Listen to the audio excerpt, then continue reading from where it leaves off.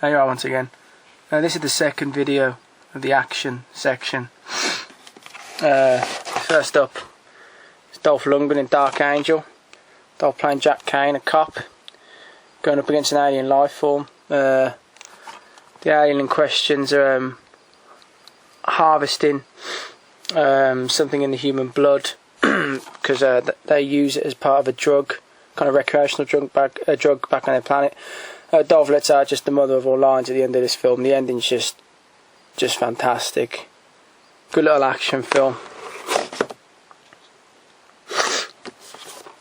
That's Darkman trilogy. Now these are pretty good films. I prefer the first one. Liam Neeson in the Peyton Westlake part. You know, he's very good. Arnold Schwarzenegger comes in to replace him in Darkman's 2 and 3. You know, Arnold Schwarzenegger played Imhotep in the Mummy films. He's not bad. Larry Drake coming in as Durant as well. He's very good in it. They're definitely worth watching. I'm sure you can pick this up pretty cheap as well. It'll be worth it for 3 films. You know, they're worth watching. It's a German edition of Dead Bang with Don Johnson. The Synapse release of Deadbeat at Dawn. Great film. The ending of this is just hilarious. Hilarious fight at the end of it. I think this edition, I think this could be out of print now. Yeah, good film. I'd pick it up. It's worth it to have any action collection. Death Before Dishonor, Fred Dryer, Brian Keith. It isn't too bad. The Arabs in this, the Arab terrorists, are really painted to be basically Satan incarnate in this, running around like just basically. It's a good film in places. It's pretty funny. I think it's in some sort of made up Arab Republic. At first I thought it could have been Yemen, but I'm sure it's a made up place. It's pretty good. As I said, it does demonise the Arabic kind of people in it a fair bit, but you know, it's pretty good for a laugh. Death Sentence of Kevin Bacon. I think the director of the first Saw did this one, James Wan. It's okay. You know, it's got its moments. Brian Goodman is the gang boss in the film, and the guy playing his son looks a little bit like Charlie Hunnam. I think that must be Garrett Hedlund. I'm not really familiar with him. It's pretty good, but Kevin Bacon really doesn't look like he's arsed in this film. I mean, you know, they brutally kill his son. You know, he doesn't really seem happy about dispatching them. And compare with another film, another Vigilante stuff that came out at the same time, Taken, and Liam Neeson's just badass in that. The film's just amazing. Kind of fails in comparison. I know they're kind of different films, but it's not that great. You know, there's some pretty good gore in it near the end, but you know, you kind of lose interest by them. Then there's the Jean-Claude Van Damme one. This is Death Warrant. First Death Wish. Charles Bronson playing Paul Kersey.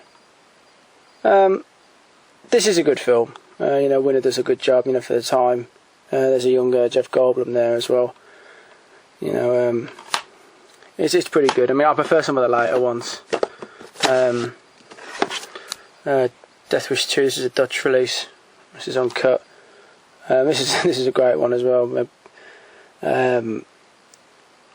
Stars a young Lawrence Fishburne playing one of the gang that Bronson's after in this. This is a good one. Death Wish 3. This is another Dutch release as well. This is my favourite one. Gavin O'Hurley plays the gang leader in it. There he is. The ending shootout of this film is just mind blowing. It goes on for an age. It's just hilarious.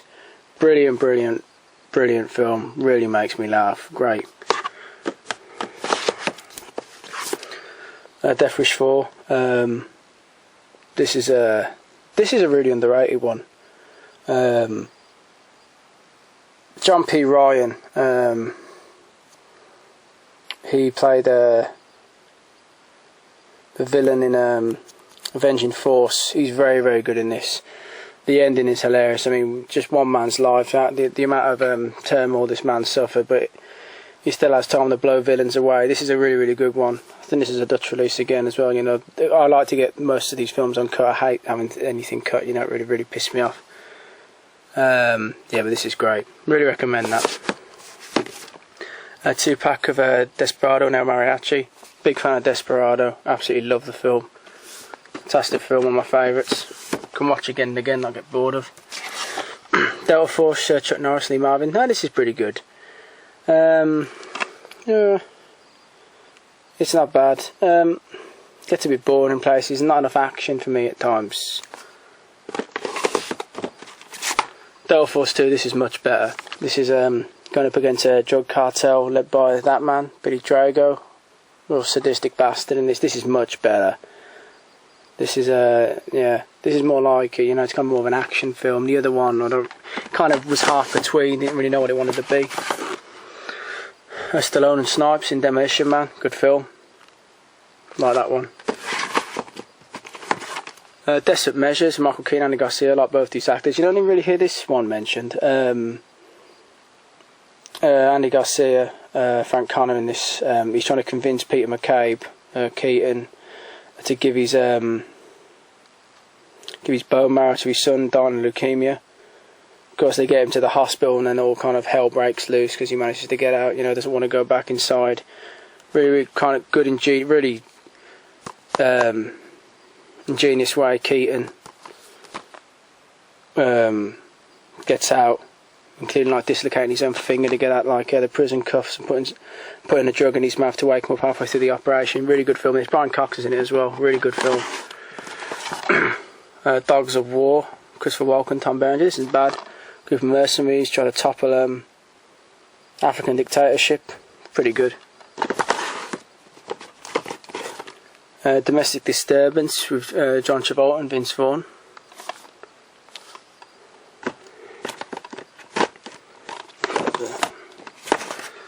Doom, not bad, not great. You can get it cheap, it's alright. Doomsday, another Neil Marshall one. Scotland kind of goes to chaos, and like we've kind of rebuilt Hadrian's Wall to keep him out. It's not bad. You know, it's worth a watch. As I said, if you can pick it up pretty cheap. There's no dog soldiers, but you know what is. Double Impact, Jean-Claude Van Damme. Bodo Young's in this as well. The Van Damme one. Steven Seagal and Driven to Kill.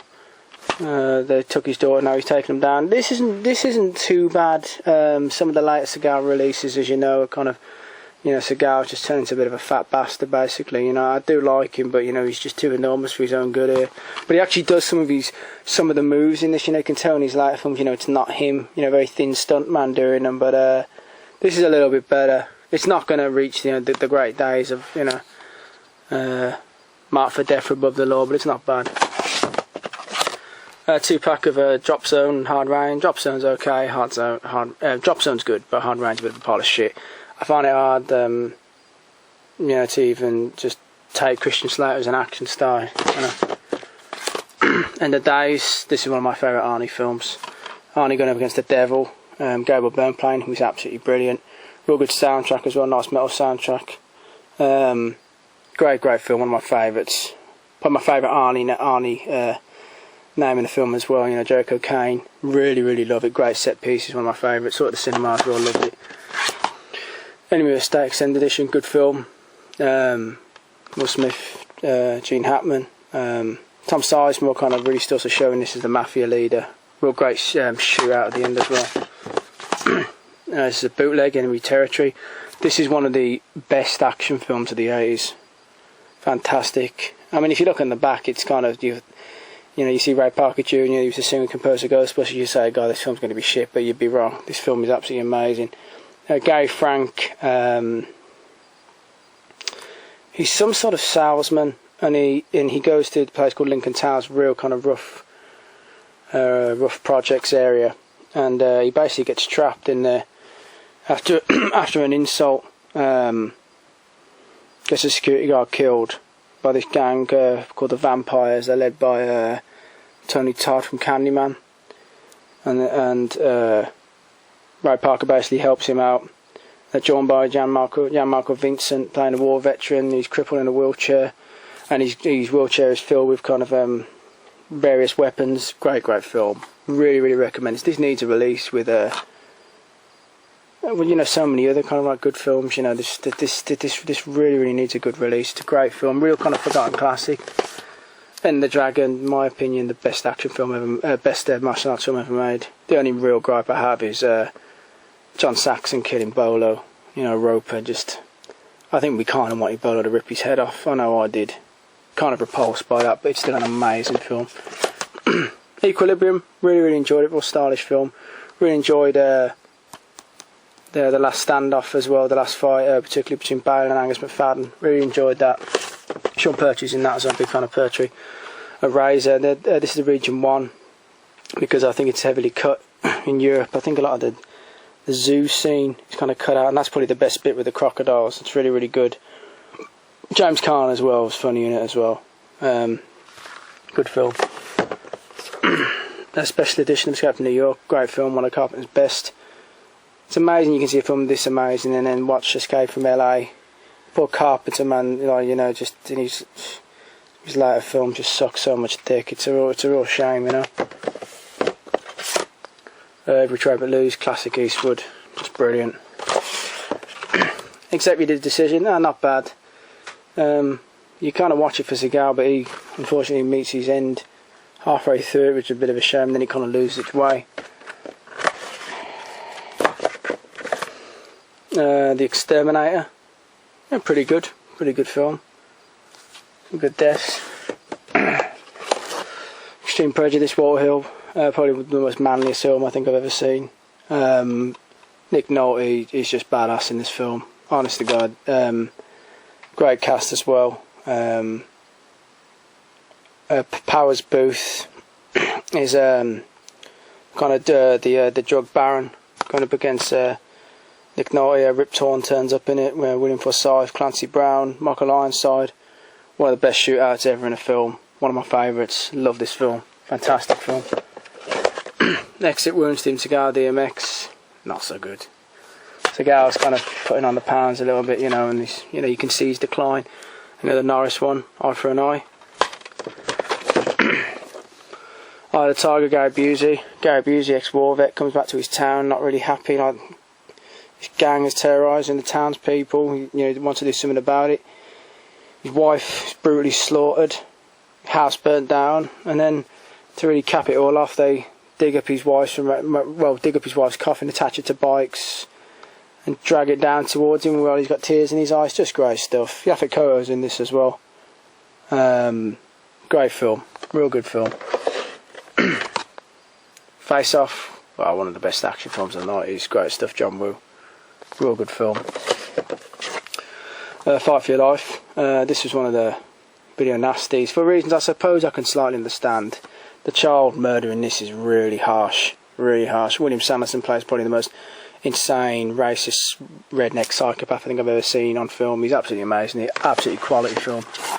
The Phantom, Robert De Niro, Wesley Snipes.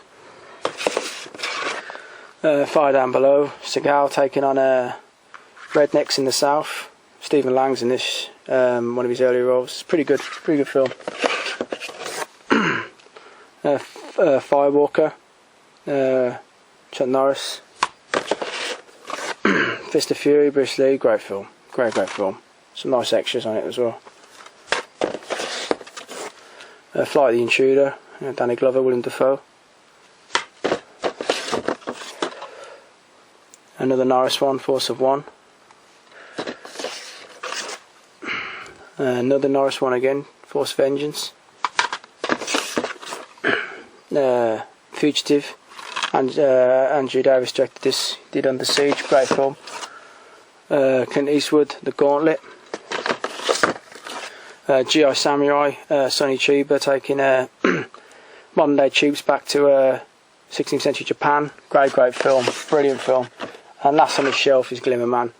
Not bad Seagal film. Yeah, cheers for watching and cheers for subscribing. I'll update with another video soon. Cheers.